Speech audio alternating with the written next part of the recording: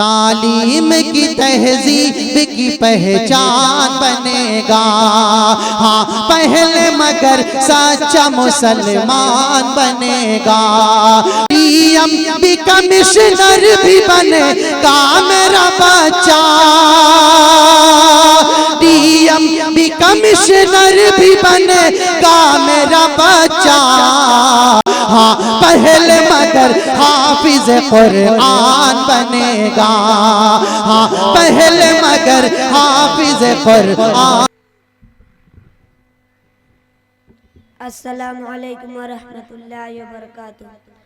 حامدا و مصلی علی رسولہ الکریم، اما بعد، قال اللہ تعالی تعوذ و تسمعا وَقَضَى رَبُّكَ أَلَّا تَعْبُدُوا إِلَّا إِيَّاهُ وَبِالْوَالِدَيْنِ إِحْسَانًا۔ صدق اللہ العظیم۔ محترم سامعین، آج میں ایک ایسے موضوع پر بات کرنے جا رہا ہوں، وہ ہر انسان کی زندگی میں نہایت اہم، مقدس اور قابل احترام ہے، وہ ہے والدین کے حقوق۔ محترم حضرات، والدین اللہ تعالیٰ کی ایک عظیم نعمت ہے۔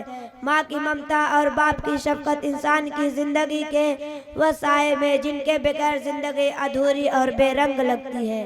ماں کی گود وہ پہلی درسگاہ ہے جہاں بچے محبت، صبر اور شرک اخلاق سیکھتا ہے۔ باپ وہ سایہ دار درخت جو تمام طوفانوں میں اپنے بچوں کے لیے ڈھال بن کر کھڑا رہتا ہے۔ قرآن میں اللہ تعالیٰ فرماتا ہے کہ اوپر والی آیت، اور تمہارے رب نے حکم دیا ہے کہ اسی کے سوا کسی کی عبادت نہ کرو اور والدین کے ساتھ حسن سلوک کرو۔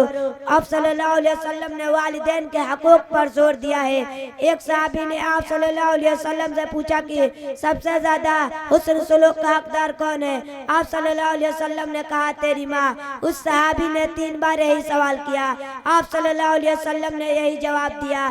چوتھی بار آپ صلی اللہ علیہ وسلم نے فرمایا تیری باپ۔ محترم حضرات، آج ہمیں سوچنے کی ضرورت ہے، کیا ہم حسن سلوک پر زور دیے ہیں؟ کیا ہم ان کے احترام کر رہے ہیں؟ کیا ہم ان کے بات سنتے ہیں؟ کیا ہم والدین کے چہرے پر مسکراہٹ لائے ہیں؟ السلام علیکم ورحمۃ اللہ وبرکاتہ۔